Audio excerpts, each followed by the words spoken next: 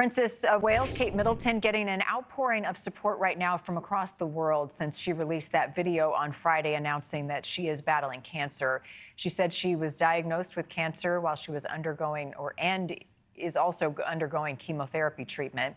And the announcement did spark a lot of criticism about the intense scrutiny and the online conspiracy theories that Kate has faced before she revealed that diagnosis. Joining us now from London is Bonsu, broadcaster for Times Radio. What's the conversation being had right now about her privacy and the continued speculation and scrutiny around this family?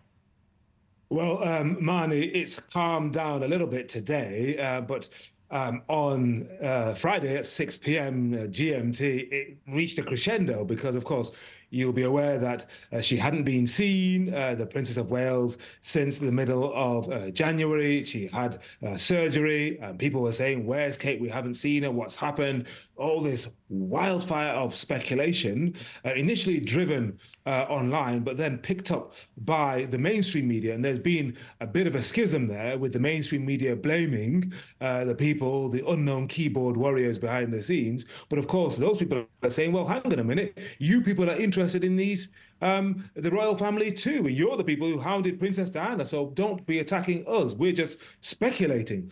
But I think people have taken the Princess of Wales's plea for privacy, for hope and understanding seriously. And the only amplification, new angle to this story today is the claim that Prince Harry and Meghan Markle, so the Duke and Duchess of Sussex, were not told in advance before the world learned of this news because, according to one commentator, they were not trusted. Oh, wow. Are they responding to that? Not yet. And I think they'd be wise not to, because what have we had? We've had Finding Freedom, that first book by Omid Scobie in 2020. Then we had Spare, Prince Harry's book. We had the interview with Oprah. We've had the Netflix series, Harry and Meghan. So there's an awful lot of water that's still flowing there. It's not quite under the bridge yet. And if Prince Harry and Meghan are in touch with the Prince and Princess of Wales, they'd be well advised to do it very quietly without anybody getting any leak.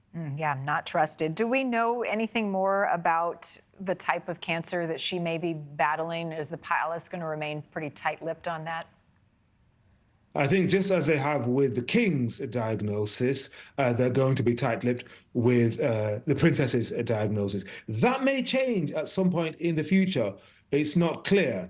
People are wondering what it might be because in the case of the king, when his benign prostatic hyperplasia, that's prostatic enlargement, was known, even though it wasn't cancerous, it resulted in a huge outpouring and interest among men of a certain age, including me, who wanted to find out about their own situation. And if the precise nature of Kate's cancer were known, it may trigger a similar response in women, particularly in this country. But for now, the palace is listening and responding to what the princess clearly wants, i.e., I've got cancer, allow me to recover, allow me to look after my family. Please, no more speculation. Right. Just give me my privacy to get through this difficult time. Bonsu, thank you, as always. Thank you for watching. Go to NewsNationNow.com to find NewsNation on your television provider. And don't forget to click the red subscribe button below to get more of NewsNation's fact-driven, unbiased coverage.